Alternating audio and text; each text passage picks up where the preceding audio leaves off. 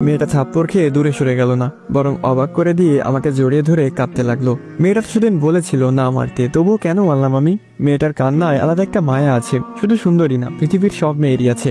তারা কাঁদলে একটা আলাদা রকম ভালো লাগা কাজ করে মেয়েদের উপর। প্রচুর দুর্বলতা এই কান্নায়। বাস্তবিক জীবনে এই কান্নার কারণেই একটা মেয়ের প্রেমে পড়েছিলাম। সে কথা না হয় অন্য একদিন বলবো। মেয়েটার গালের দিকে তাকিয়ে দেখলাম ফুলে গেছে খানিকটা। মেয়েটার কান্না থেমেছে, তবুও ছাড়েনি আমাকে, সেভাবেই জড়িয়ে ধরে আছে, বরং একটু শক্ত করেই ধরেছে। ইচ্ছা হচ্ছে একটু ভালোবাসি মেয়েটাকে, কিন্তু তিন্নি, আমি তো তিন্নিকে ভালোবাসি। আধ রাত থেকে নিজেকে ছাড়িয়ে নিলাম। মেয়েটার চোখের দিকে তাকাতে এসে চোখ নামিয়ে নিল, লজ্জা পেয়েছে খানিকটা। সরি, আমি আসলে মারতে যাইনি। আপনি বললেন তিন্নি কখনো ভালো থাকতে পারবে না, তাই রাগ উঠে গেছিল। এত কিছুর পরেও আপনি তিন্নির খারাপ চান না? কেন চাইবো? সে যে আপনাকে ধোকা দিলেই কি আমি তার খারাপ চাইবো?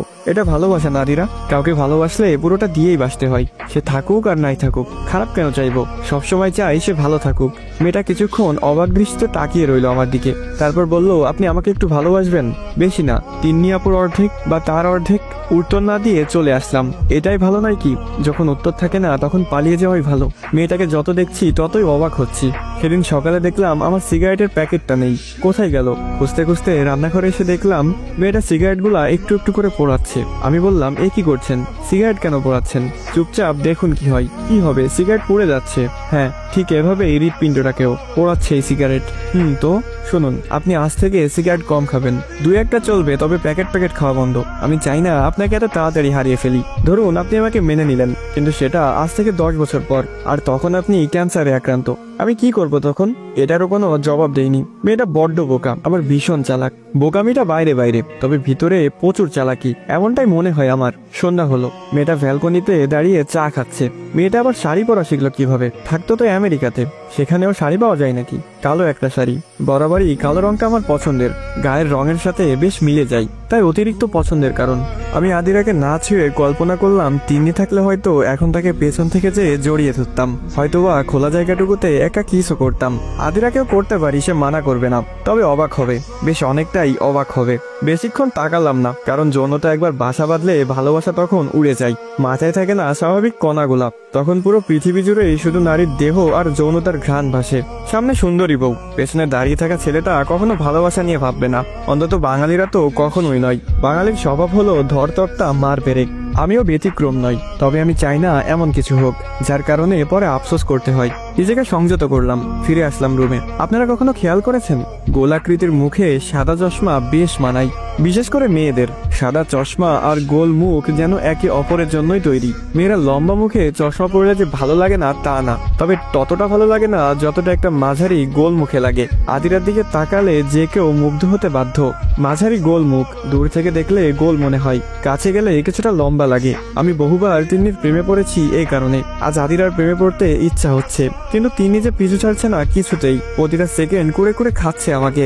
সারাদিন যতই দূরে থাকি, রাত হলেই এক বিছানায়, মাত্র কয়েক ইঞ্চি দূরে শুয়ে কেউ আমাকে ভালোবেসে যাচ্ছে গোপনে, আর সেটা আমি জানি, তবুও কিছু বলতে পারি না। মাঝে মাঝে প্রচন্ড খারাপ লাগে আদিরা মেয়েটার জন্য। আমি চাইলেই কি পারি না মেয়েটাকে হাসি খুশি রাখতে? সত্যি কি পারি? যদি পারবোই তবে কেন করছি না? ও হ্যাঁ, তিন্নি, মেয়েটাকে ভালোবাসতাম, সে তো চলেই গেছে, তবে আমি কেন এই মেয়েটাকে কষ্ট দিব প্রতিনিয়ত? হ্যাঁ, এগুলো আমি ভাবি, তবে দিন শেষে আদিরার দিকে তাকালে সেই তিন্নিকেই দেখি আমি। মেয়েটার স্মৃতি যে পিছু ছাড়ছে না কিছুতেই, কিভাবে ভুলে যাব তাকে?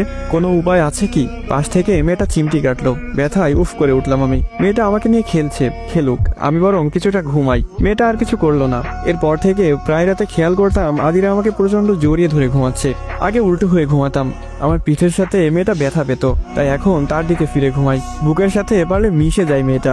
মাঝে মাঝে ঘুম ভাঙলে খেয়াল করি মেয়েটা কেঁদেছে, কেঁদে চোখ মুখ ফুলিয়ে ফেলেছে। আমি দীর্ঘ নিঃশ্বাস ছাড়ি, এছাড়া আর কি করব? আজ রাতে হঠাৎ তিন্নি বলল, একটা কথা বলবো, রাগ করবেন?